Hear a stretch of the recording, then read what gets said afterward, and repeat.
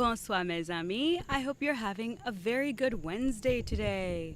I'm excited. Hump Day is always awesome. We're going to continue with more Hemingway. I have some changes and, of course, some more info to get down the way.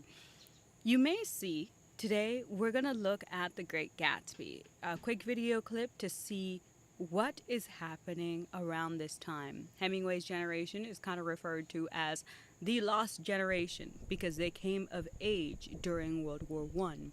And all the values that had been set in place and everything that had been used up until then, all the methods and all the way that people provided value to their lives, everything that the World War One children who were coming of age at that time, everything they knew switched on a dime. Just as for us Generation Zs, where we have to deal with computers and everything switched on a dime, the world, the shift between when computers came into being and when we began to use it primarily as our source to complete all of our work versus, the period prior to when people went to work and used pen and paper, it's very much similar to us, Gen Z. The change that we have to go through with technology changes is similar to what the lost generation had to go through with the First World War. And everything that is set in motion, the Fitzgeralds, the Hemingways, the Pound, Ezra Pound, all these writers came of age around that time. And the way that they acted and the things that they did are indicative. They truly show us what these people were going through at that time. I have a clip pulled up, so let me play the Great Gatsby clip in the beginning so you can understand and get into a little bit of the atmosphere, a little bit of the zeitgeist that these guys were going to be going through. So, without much further ado, let's turn this around.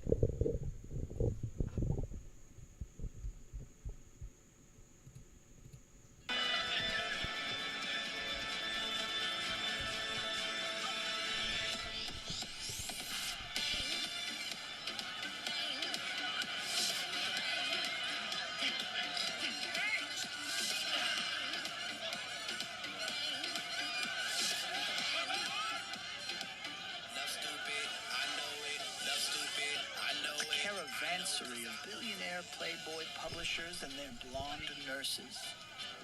Heiresses comparing inheritances on Gatsby's beach. My boss, Walter Chase, losing money at the roulette tables. Gossip columnists alongside gangsters and governors exchanging telephone numbers. Film stars drunk.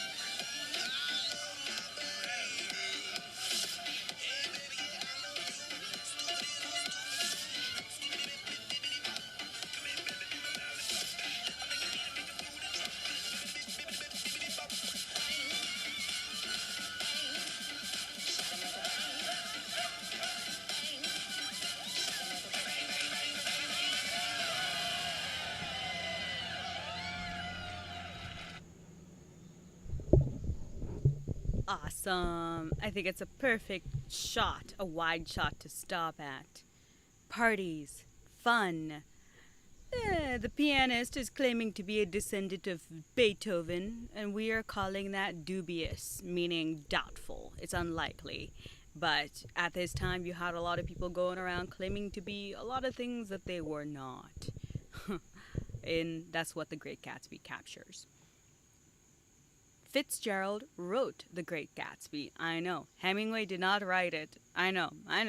However, the reason why we have The Great Gatsby, because it captures what that era was and what these people were going through.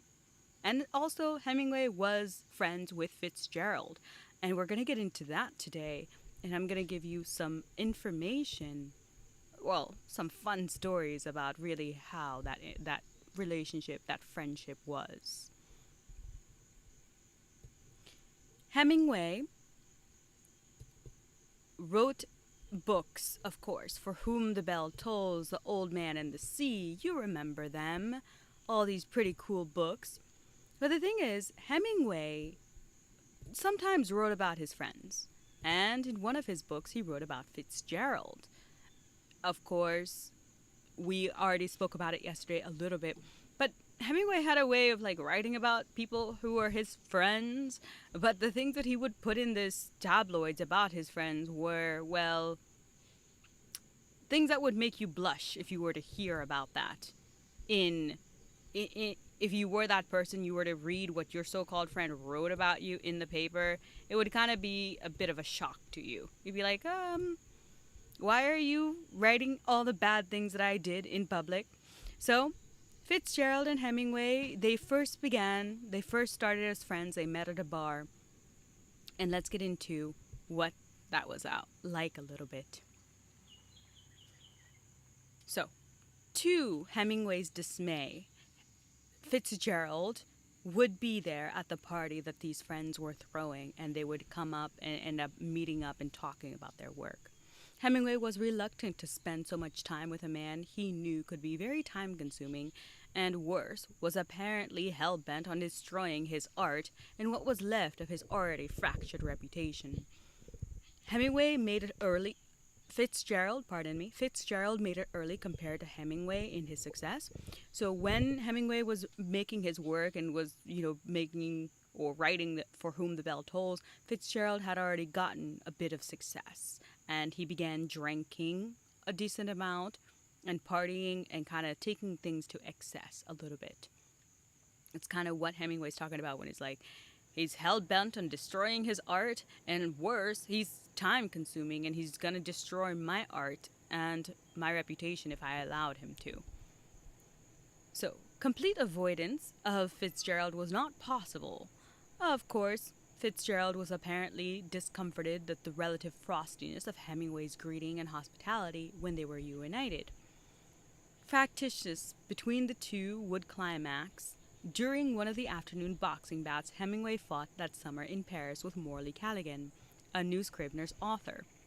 One day in question, it was decided that the fight would be held at the American Club Gymnasium. Meeting would consist of 1-minute rounds with 2-minute breaks. Fitzgerald was to act as timekeeper. In the first round, which seemed to Hemingway to go on forever, Callaghan caught him in the face with a couple of good shots. When Fitzgerald finally decided to call time, Hemingway was furious to learn that he'd let it go for almost 4 minutes. Quote, "If you want to see me getting the shit kicked out of me," he told an abashed Fitzgerald, "just say so. Don't say you made a mistake." Yeah. After Hemingway has written about Fitzgerald in his book, and they meet up, and Fitzgerald is supposed to supervise this boxing match that Hemingway likes to throw on with his friends, he's like, bro, if you really want me to get hit, don't pretend, because if you're upset, just let's fight about it. Hemingway loved to box people. It's like, why don't you get in the ring yourself and box with me rather than pretending it went over time and you just want to see me get the shit kicked out of me, which is kind of funny.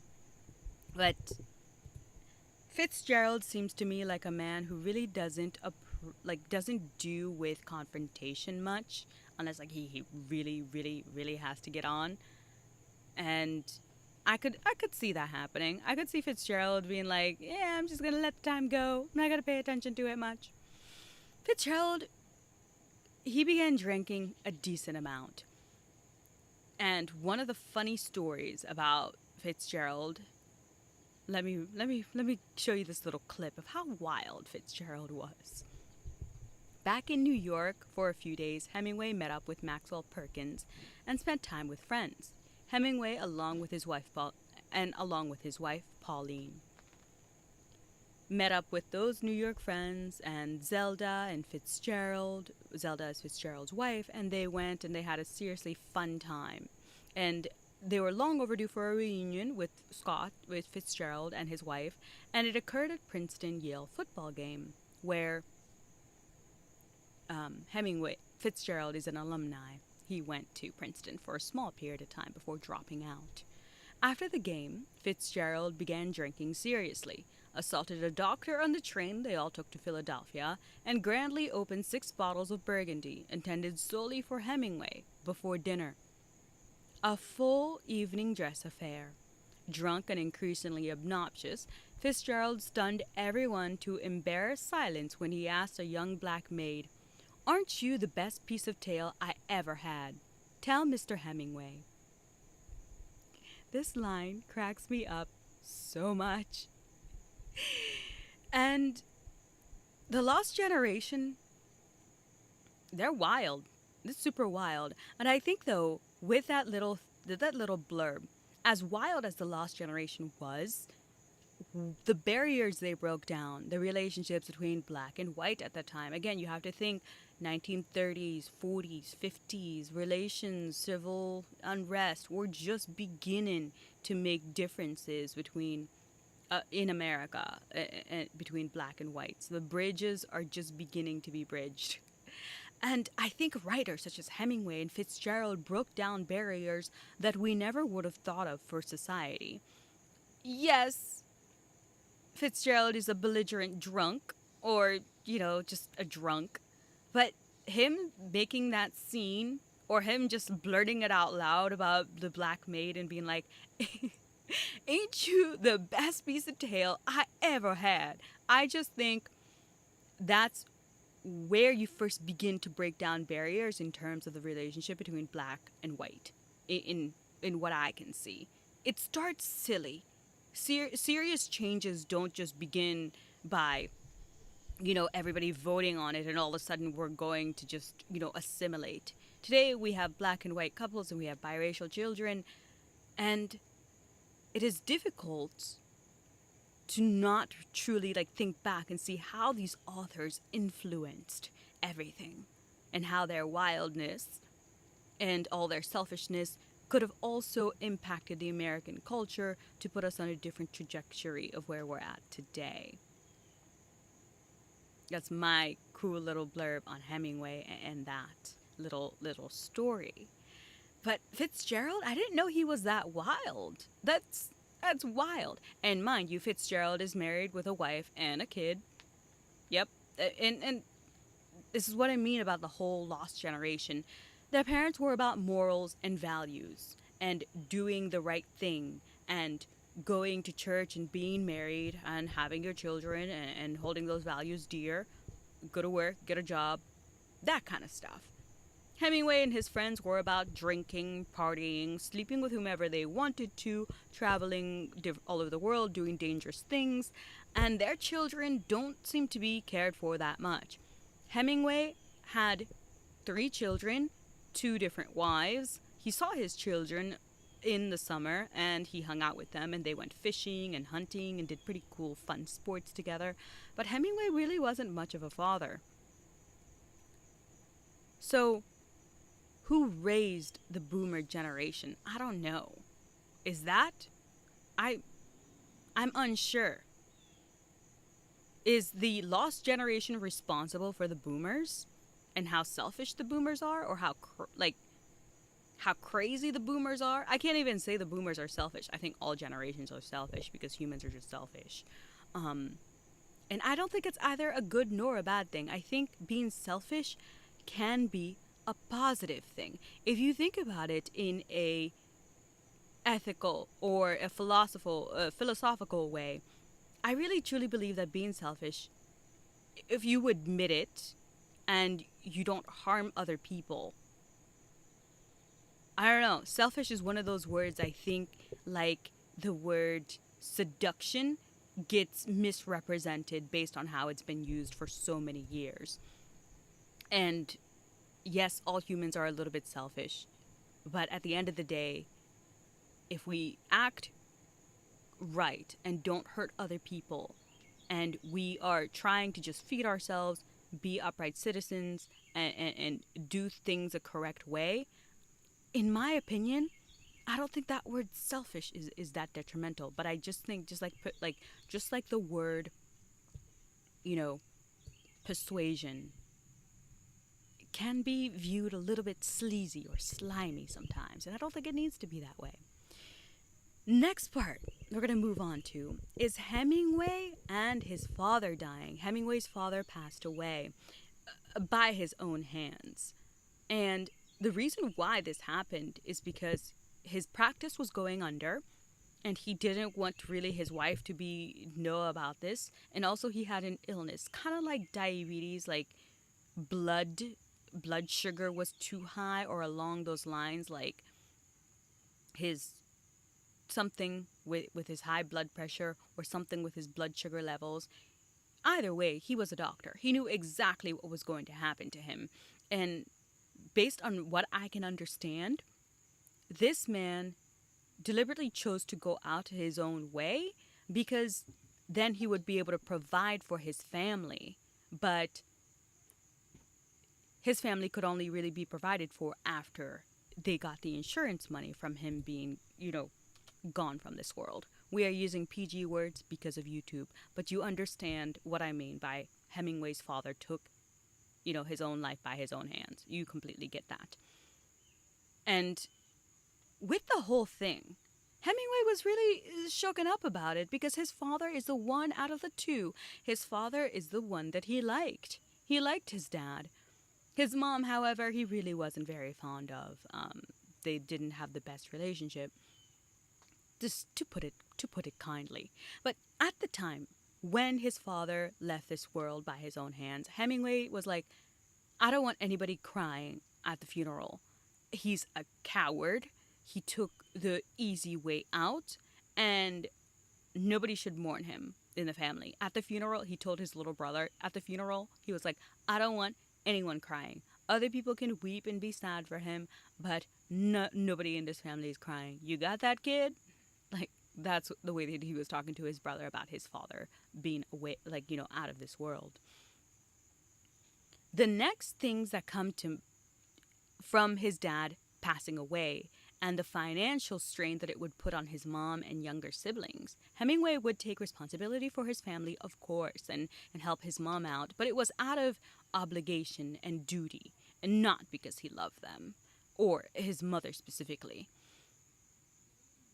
When his father passed away and they were able to get the life insurance policy money, that money was invested in his mom. He should, regardless. Like, even if I'm the same way. Like, even if I was in Hemingway's position and I didn't really care for my family that much or my parents that much, I would still send the money to take care of my parents just because of honor. Honor dictates it. So I would do it just because of honor, really, if I was in the same boat. The reason why I'm shocked about his family falling in destitute after his father passed away is because Hemingway comes from money. Both of his grandparents on his mom and dad's side made their money in real estate. When Hemingway's grandfather on his mom's side died, the money that he left for his daughter, Grace Hemingway, Hemingway's mother, she used that money to build a second house, a second vacation home for the family at one of their locations that they had. And the reason why this just gets to me, maybe it's because I grew up with a dad who's an accountant and the whole financing thing was drilled into my mind. Full disclosure, I'm in my 20s. I am allowed to make stupid mistakes that I was told not to make. But I would have thought, as a 40-year-old woman, as a 35-year-old woman, I would have at least been like, hey, let me put away some of this money for my children for when they're older, or something happens. I like, this woman at this point had like 4 or 5 children. Like, maybe she had all 6 by then, by the time her dad passed away. I'm not sure, but she was a mother. One would think that that money would have been saved for other purposes. And it just makes me think about the generational wealth. The first generation makes it, the second one keeps it for a little bit, and by the third one, it's usually gone. Unless, of course, there is a system set in place, like mega billionaire people's children who have trust funds and it's managed for them. Unless it's managed for them, it appears that, money, generational wealth will not last unless it is properly managed by actual people, typically accountants, who manage these trust funds and set out a certain amount of money each month to put in these people's accounts, or the children of said successful people. But to me, it was just like, wow. Her dad died, and she used the money to build a second vacation home. Just, all right, cool, fine. Next part. Hemingway's work is being published. Around this time, 24, 25, 27, a decent amount of his work is beginning to be published. One of his big ones is For Whom the Bell Tolls. It performed well by all standards. Wilson's considered view was that Hemingway, the artist, is with us again, and it is like having an old friend back. The author has begun to externalize the elements of a complex personality in human figures that have a more complex existence than those of his previous stories. So, what kind of was that about? What was For Whom the Bell Tolls? What did it capture? Why did he write it? Compressing the dramatic events, personal, political, and military, of 4 days and 3 nights in the life of Robert Jordan, sent into the Spanish hills to blow up a bridge and cut off advancing nationalists, was a tour de force of which Hemingway was justly proud. During that short period, Jordan meets and has an earth-moving night of passion with Maria, a 19-year-old who has been R word we can't say here, after watching her parents being K word we can't say here, and has to deal with the cowardly gypsy guerrilla leader and his woman, who is beginning to assume leadership of the group. Fictional distrust, rivalry, and double-dealing are interwoven with real Civil War personalities and events to great effect, even if actual timescales and chronologies became jumbled. So, very much captured the war, what was happening, and the true things, that come out of war. Like, many of the words that I couldn't say on here, which, you are aware, but this girl had horrible, you get it, horrible things happen to her while she watched her parents being killed. That's war. That's really more what war is about. And I truly believe Hemingway was a great writer because of his adventurous spirit.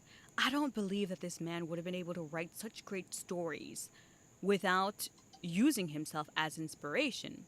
Yet, without going out there and doing all these things, he wouldn't have himself for inspiration, which is why I think his adventurous spirit made him such a great writer. Do you think realistic and historical fiction have stronger impact because it's somewhat grounded with context? Realistic and historical fiction have stronger impact because it's somewhat grounded with context. It depends. It depends of what the author is trying to capture. In this, I think it depends how well done, or how well it is completed, or how well the medium is actually, done. Hemingway, the way that he writes is just, it's brilliant. He really is a good writer. I read one of his sentences, and I began reading A Farewell to Arms and a couple of his, For the Sun Also Rises, and I am telling you, like, each sentence I read, it's like as if I was hanging on and waiting for the next part. Like, when is he going to drop the hammer, per se? And it just never does. And you, the reader, have to put in those details yourself, which is the brilliance of Hemingway. He wasn't classically trained. He didn't go to school or, dropped out of Princeton like Fitzgerald. He just went out and began by being a journalist and slowly worked his way out. But I think the reason why Hemingway is so influential is because he was the first to capture war in such a way and put it in such a medium, but also do it in a way where people are able to imbue their own beliefs or their own thoughts of what they think the characters are doing. Think of they get to put their own ideas in the story themselves. But World War One, first time. There's a lot of firsts happening here. World War One is a first. Hemingway, his kind is a first. Sending journalists to different parts of the world in Europe to capture what's happening in war on that magnitude is a first. And I think Hemingway using his bad language, him being juvenile and talking about, sex and inappropriate things and bad words, writing it in print. I think his nature, he was a bit of a provocative individual. The obsession with violence, the, many stories, lurid stories of him sleeping with women. The shock of what he was printing really elevated his work and put it out in the public. It is said that in one of his books, when he's first beginning, a Farewell to Arms, for example, or The Sun Also Rises, a couple of his work, the publicists are like, we can't do this. We can't put this out in print. You have bad words in here. There's a lot of violence in here. But the very controversy and people railing against him actually served for very good publicity. So Hemingway is kind of like, maybe kind of like the first Kardashian, really, who used negative press to get off the ground and become a major figure. Except Hemingway did actually produce something that American civilization will have probably until, by the time I'm gone.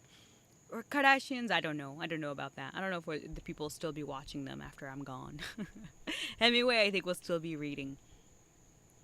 But yeah, I think he was impactful because of all of those things. Provocative, unusual, World War One.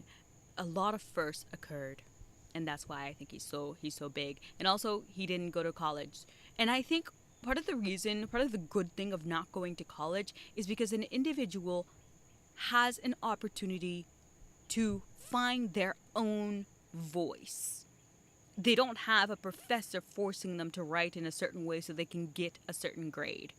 Or they don't have a certain style being taught in school that is very good, but probably will limit them in the future when they go out and try to create their own work. A writer, I think, has to be very careful in what they're putting in their brains, not only for inspiration, but for their style and what they're doing. And I think at school, you can't teach writing in that. You can't, I really don't believe that people can teach writing in terms of the style and being a great writer. I think one just has to go and do and revise. Of course, learn proper English, but learn and just do. I don't think a great writer can go to school to become a great writer. I really don't.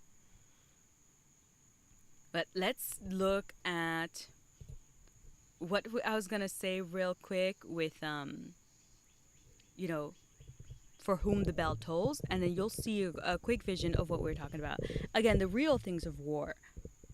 Young woman, saw her parents killed. We already said the R word that we can't say. That happened to her. People trying to take over and become the next big thing. There's a power vacuum. Someone needs to fill it. So the next person and the infighting. But let's, listen to this and get some words and see the way that Hemingway wrote and what he says. It's you have to think about it for a minute. But once you do think about it, you're like, wow, that's so true. So, without much further ado, let's get into this video real quick.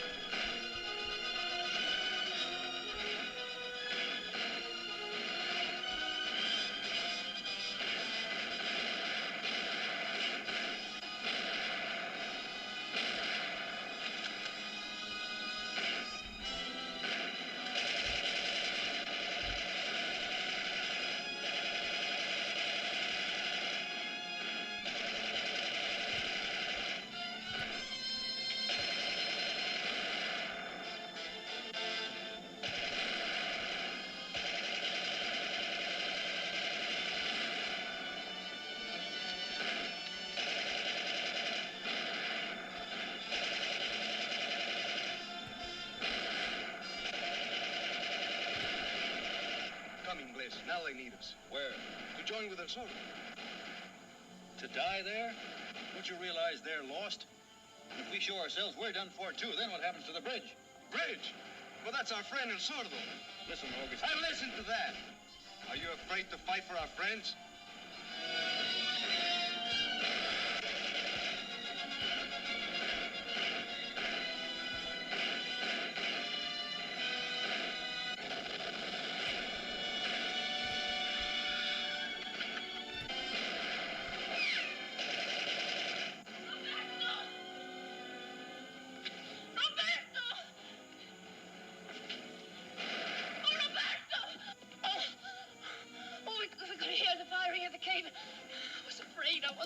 Come here.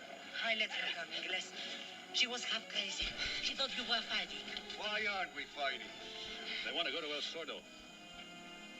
Have you lost your minds? What kind of locals do we have in our camp? Men, not women. Then act like men.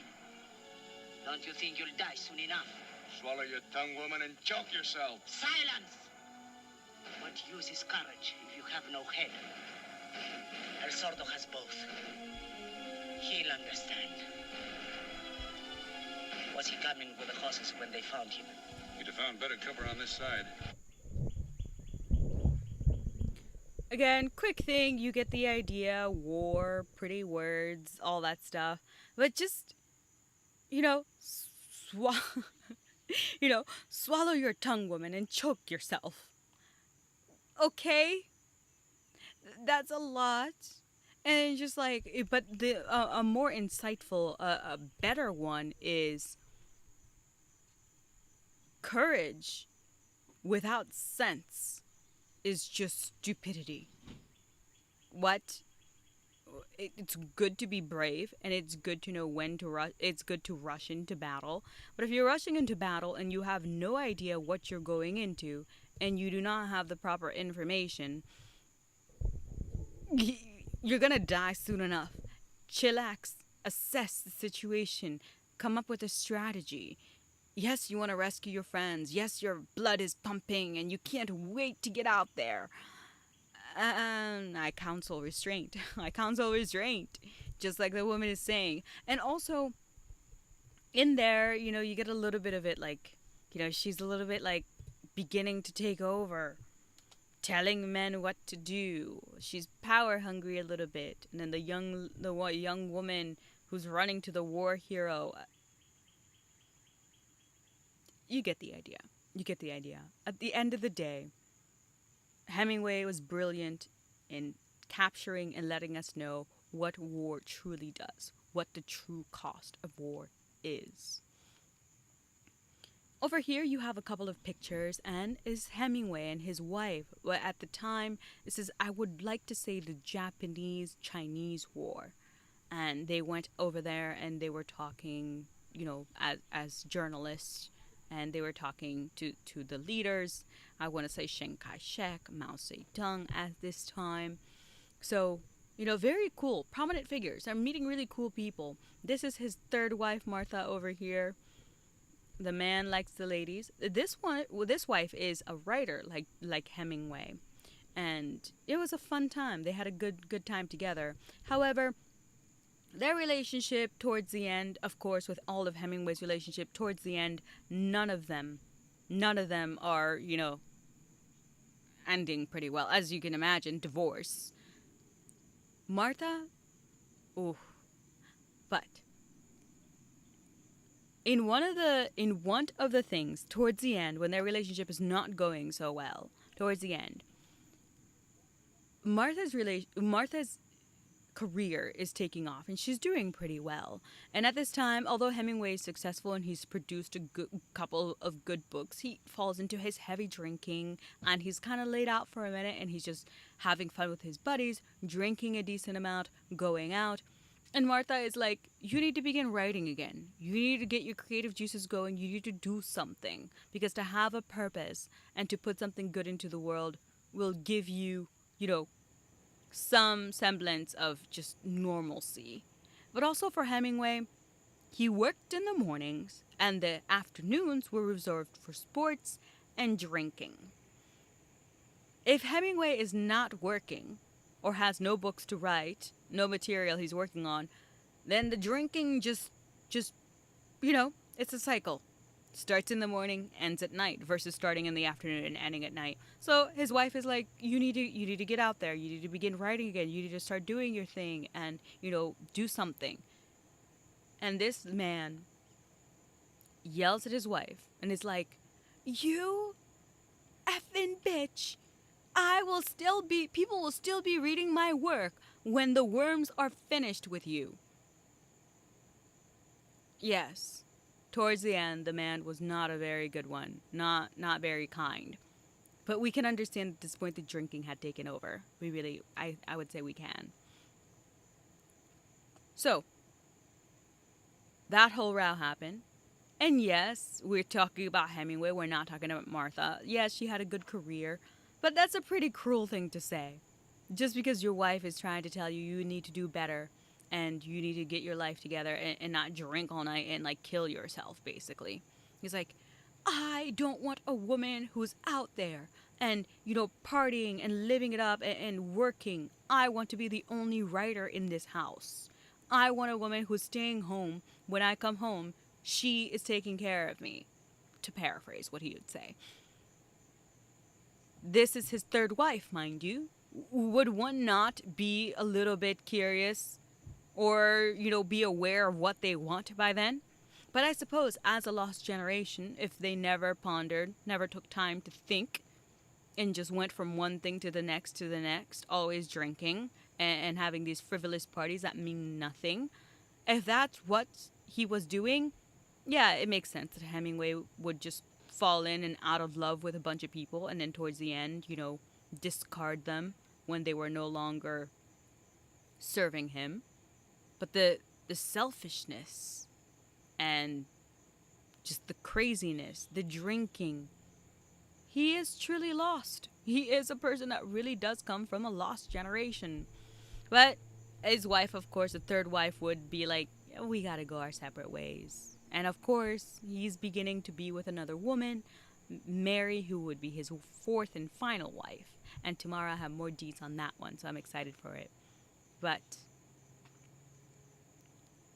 a bit more about his writing and other works that he was working on at the time. A key element of The Snows of Kilimanjaro was a character Harry Walden's memories of Paris and the many ways in which some of his contemporaries had been sucked in by the siren voices of the rich. The early promises betrayed by success and indulgence. Amazingly, Hemingway elected to use his friend Scott Fitzgerald as an example of that process, as brutal as it was condescending.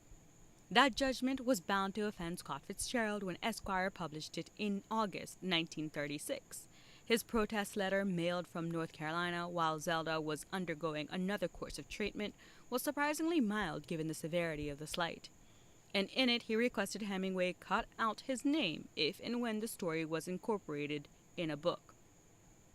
Quote, "Riches have never fascinated me," he added in a postscript, "unless combined with the greatest charm or distinction."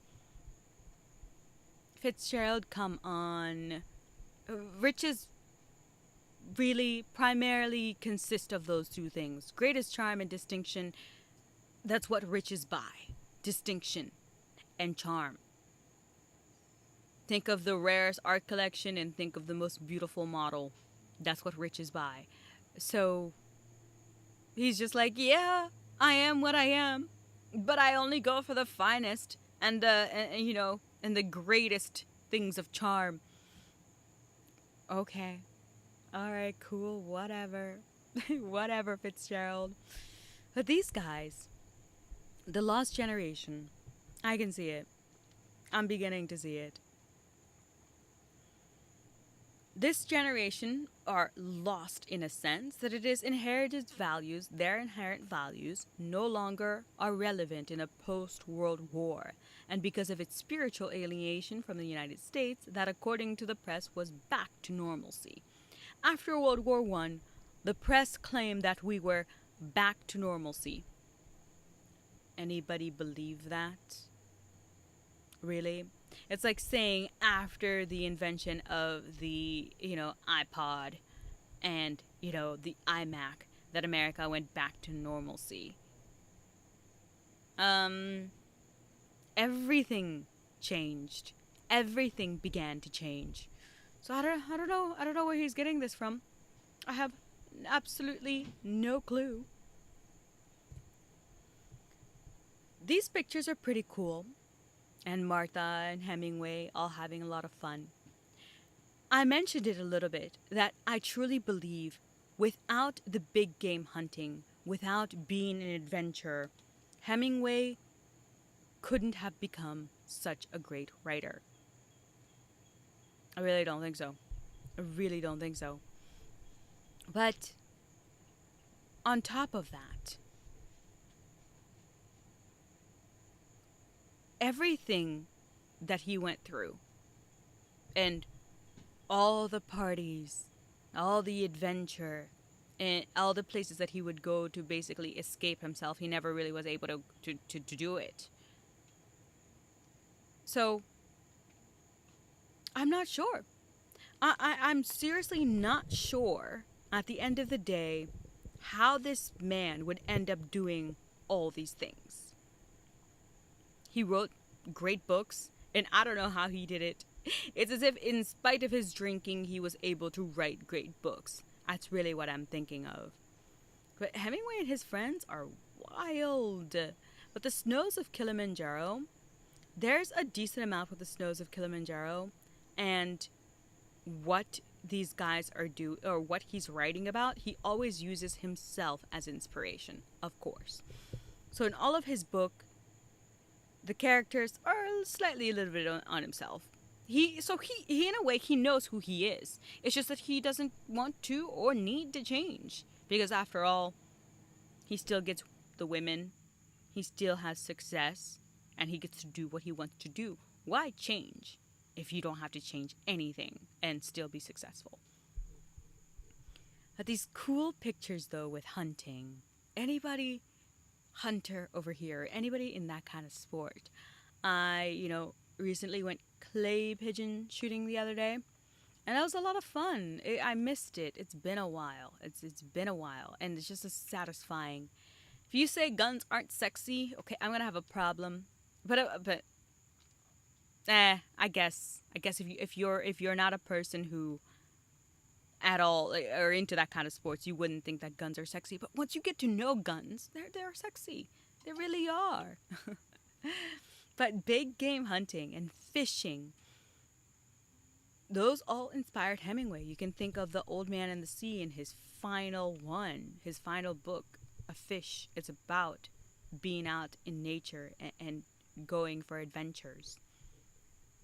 But I think these pictures look pretty cool over here. Being able to bring down such a beast, such a formidable animal, it's just crazy. It really is. But you see Hemingway over here with the fish, the many fish that he caught. He's in the Key West around this time. Or Florida, Miami, Florida area. Sorry, not necessarily Key West. I'm uncertain of that. But it's his children over here, you can see. But he's hanging out. He's fishing a lot. He's going out a lot. And the snows of Kilimanjaro, when he's writing this book, he's with his second wife. So let's get into that one a little bit and see how his very much games with his sporting events and all of his things and fishing and having these boats where he can go out and do all these cool activities. What was he trying to escape? Why would he, macho and be so macho and posture so much? What was his reasoning?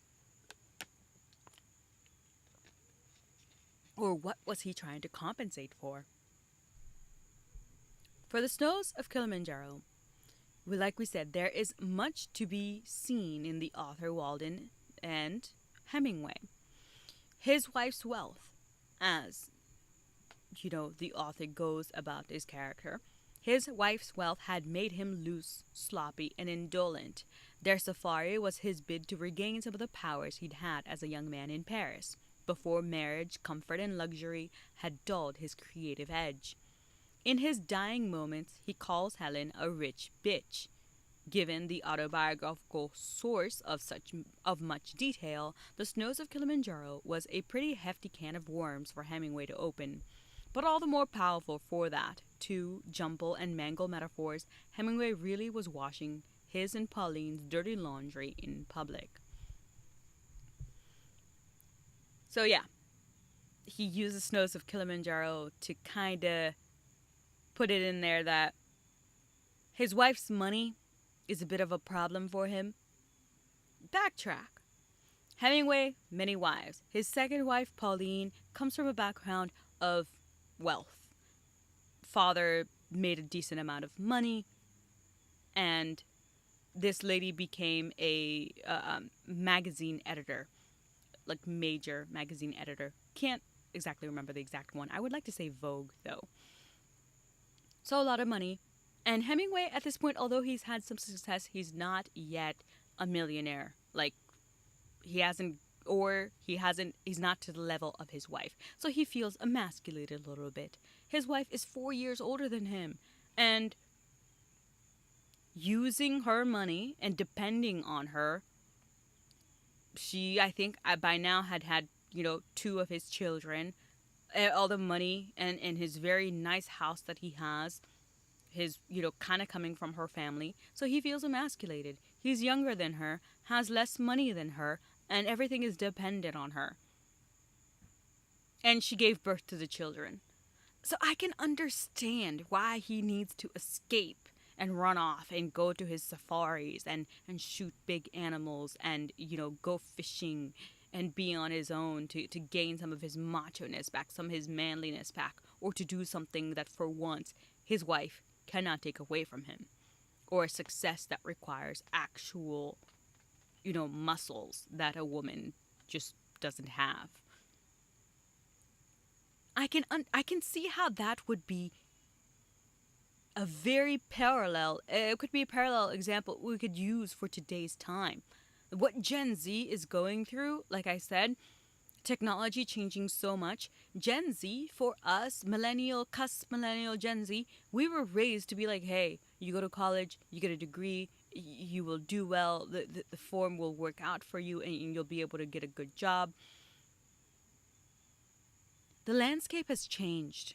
Everything that was no longer works.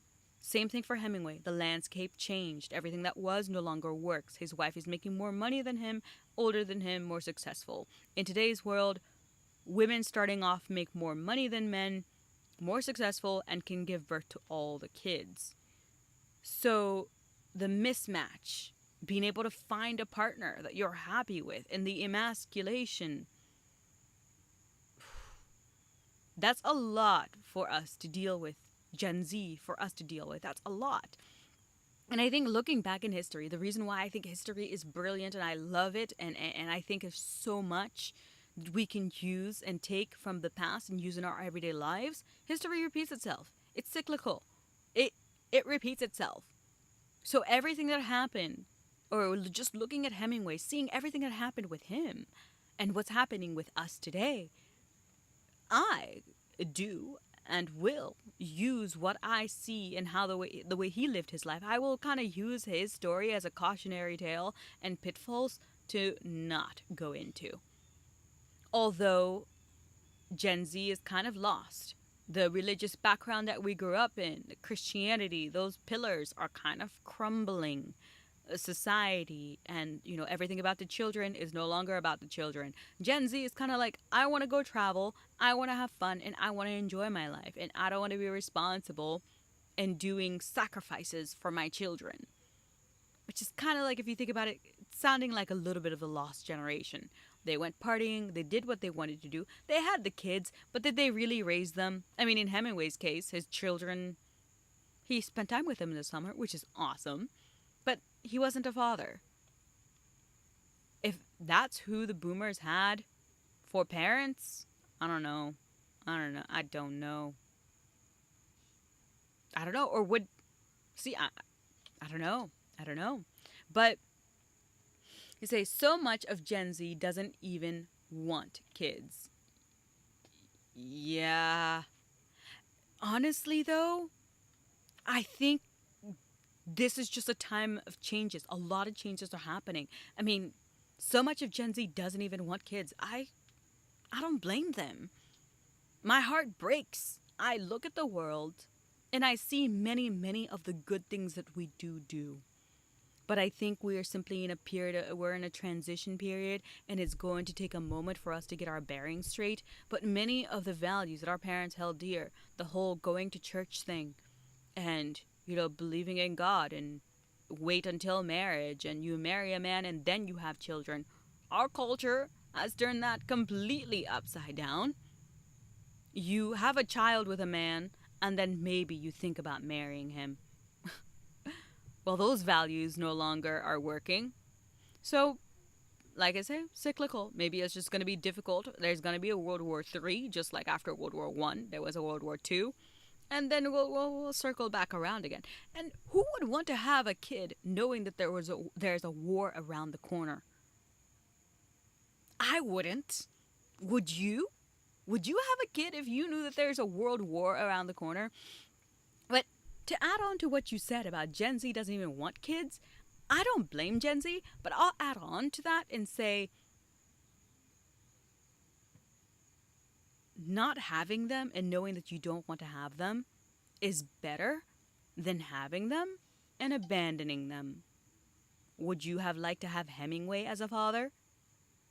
Everything is cyclical. 100%. Yeah, everything is cyclical. So it's gonna come back, but I don't want to be the mom who's going through this, being a single mom, and like, I don't have any children, full disclaimer, no children. But I wouldn't want to be in that situation. To be a mom and be going through these times and dealing with this and having to raise a kid, trying to find the right partner. And if you're a Christian, good luck. You're trying to match that drive. What drive? How do you want to live your life? How do you want to raise your child? Like, if you're a truly good person, a good, kind-hearted soul, it's going to be extremely difficult to find a person that matches you. And on top of that, if you are able to find someone and you do have the children, the next part is, how do you ensure that these kids grow up in a technological world where they can be impacted by everything and anything? People who are good people, who truly think about having children, those are the ones that are like, having a difficult time, I think.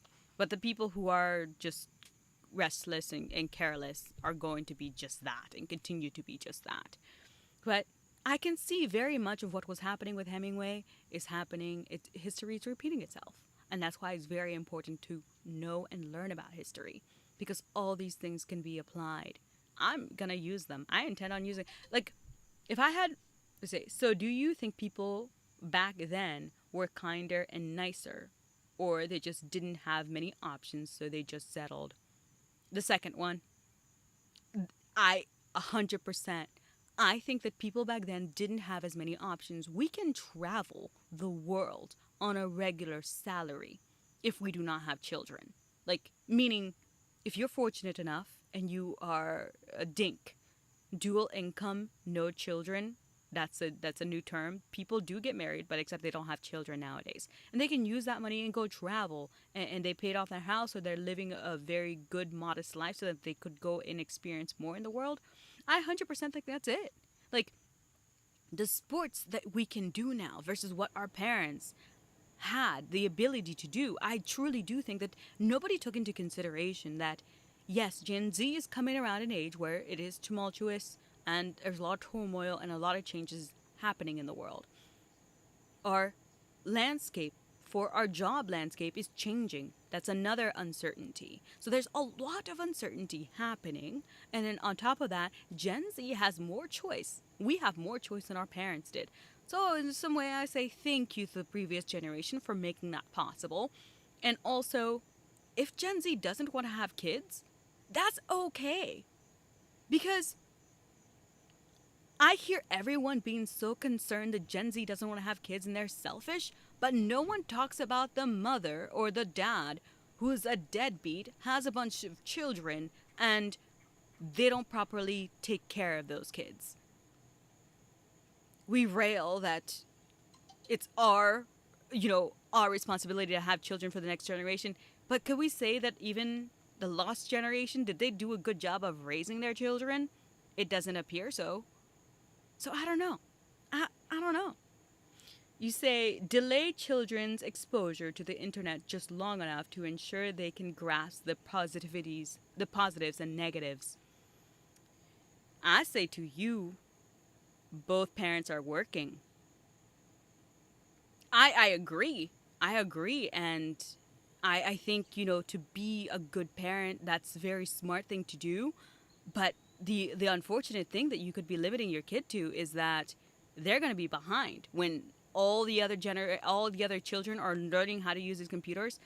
Yeah, there's just the TikTok kids who just watch things, but these computers are equally important in setting up kids for the future and jobs. There are skill sets that are beneficial, but it comes down to both parents are working. Both parents are working. So I do believe that we can make the difference, but I think it's going to take some time. It's truly going to take some time for us to actually, get a solution going. I have faith. I'm optimistic. I'm cautiously optimistic, but those are all the reasons why I think it's very difficult for Gen Z to have children. But I would like to say personally, a little bit for me, I did not have the best childhood. No complaints, of course, because we all have our hard things that we have to overcome. That's not really the point.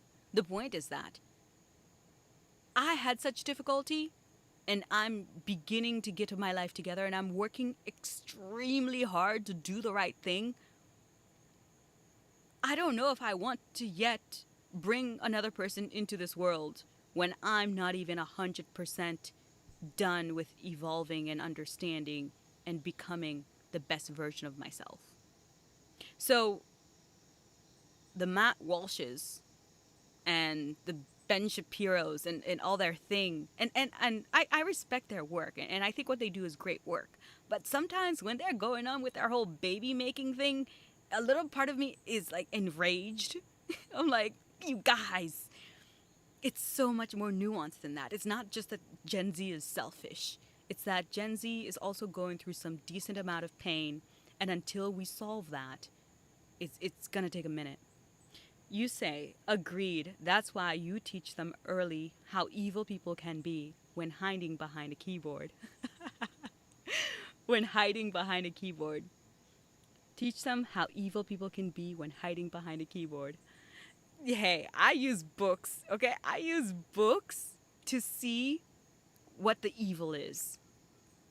But I don't think evil is escapable nowadays. Do you think it is? I think evil comes through the computer. I don't think you can hide behind a computer. I think, if anything, getting in front of a computer is actually opening you up to more evil. I don't know. Anybody have thoughts on that? What do you think about that? Would you think the same way? That being in such a lifestyle, people knowing more about you and knowing details that are very, very, intimate in a way, I think that would open you up to more stuff.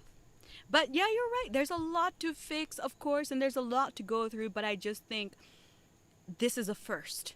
Just like they had the lost generation, World War I was a first for them, and they turned into drinking, partying, and having fun. Gen Z, this is our first. And I don't know. We'll see what happens in the future. But there's a lot to go through. Alrighty, Great Gatsby. We're going to... I'm happy to continue chatting with you guys. If I'm going to give you a couple minutes. And we're going to just look at the Great Gatsby for a minute. And if you'd like to chat, we can continue. And if not, of course, I'm going to begin getting prepared. And I will see you, getting all the material ready for tomorrow. But the big game hunting, though, that really it's in my heart. I'm a girl. I'm an outdoors kind of girl. I enjoy learning new sports. I enjoy shooting. We get to do all that. We have so many more choices. As a woman, I have so many more choices. So, it's really cool. It's a really cool time to be in, but there's a lot of changes, of course.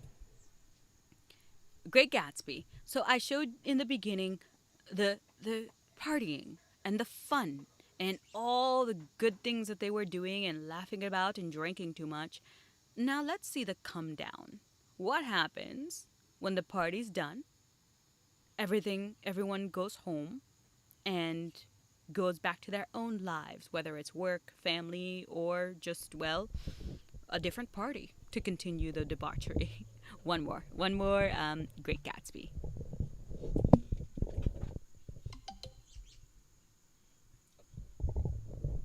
Let's see. I mean, you teach them early that people will say stuff to you online that they won't in person, but also how it's a tool that can be used for good. Ali698, please refrain from posting links. Ooh, huh. I'm sorry, did Streamlabs yell at you? Yeah, I'm sorry. I have automated bots in here. But to go on the first thing that you said, that you teach people early on. Okay, sorry, my Streamlabs is, yeah. But you teach people early on, you teach your children early on, and then they can use a tool for... I agree with that. But that's the only thing I have to say is that when you have both parents working, it's very difficult to do that. And if you grew up in a household where both mom and dad were working, yes, your children like you and they listen to you when they're young. But around 16, teenage years, they become little hellions. And then their 20s, they hate you. I think you're correct. You're on the right path, and I agree with you. It's just simply in a world where we prioritize materials so much, where we are so into how much do I have, and I want to go on vacation, and I want more, and I want my child to have the best materialistic life, it means that, it could... the whole thing of what you're trying to do, you're trying to give them the materialistic life so that they don't feel that uncomfortability, be uncomfortable, then you won't have as much time to sit down and tell them about it. Teaching this kind of stuff for children, teenagers, you have to tell them over and over. But also you have to demonstrate it. For children, from what I hear, they don't listen to you. They watch what you do. If mom and dad are never there to see, the child is never with mom to see what she does. And how about if mom is in fact the bad example? There are such things as bad parents. But I get you, and I agree we can do whatever we can. But everything with Gen Z comes down to the whole thing of dual income. Children are a mess because of dual income. Mom doesn't spend as much time with them. They're not as good as reading. Yeah, raising children is difficult. That's the thing. Yeah, it's extremely difficult. And the one thing I would say that people had prior to World War II, World War I, the one thing that was correct is that mom stayed in a home. Children fared better. And that's a dichotomy. That is the problem of trying to figure out. Children did better when mom stayed at home, but we don't necessarily know what women were going through. Today, perhaps women are doing slightly better, but the whole family unit is crumbled. So I think it's just we have to bridge between having a good unit for children, women, and men. Right now, we have a system that works for no one. Prior to that, we had it working for children pretty well, and men as well. And I think it's awesome. Like, if a woman's able to stay home, that's great. I love that for you, and I would want to be a stay-at-home mom if I had been If I had all the knowledge that I have today, when I was 18, I would have probably been a person who would have married a good, kind man and become a stay-at-home mom. And I think it's a noble thing to do. But the materialistic and the lack of God or Christianity or a belief or the person where you hold yourself accountable to a higher being and you have moral values, that's where everything breaks down. But I hear you. You make a good point.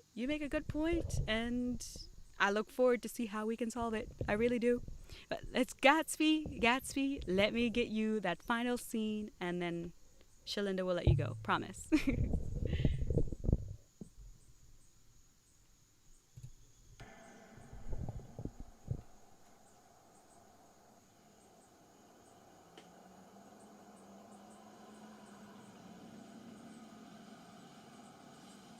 I rang, I wrote, I implored, but not a single one of the sparkling hundreds that enjoyed his hospitality attended the funeral. And from Daisy, not even a flower. I was all he had, the only one who cared.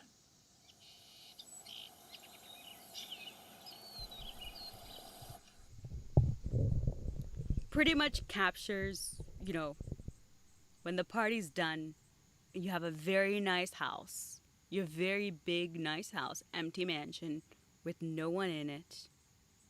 How does that feel?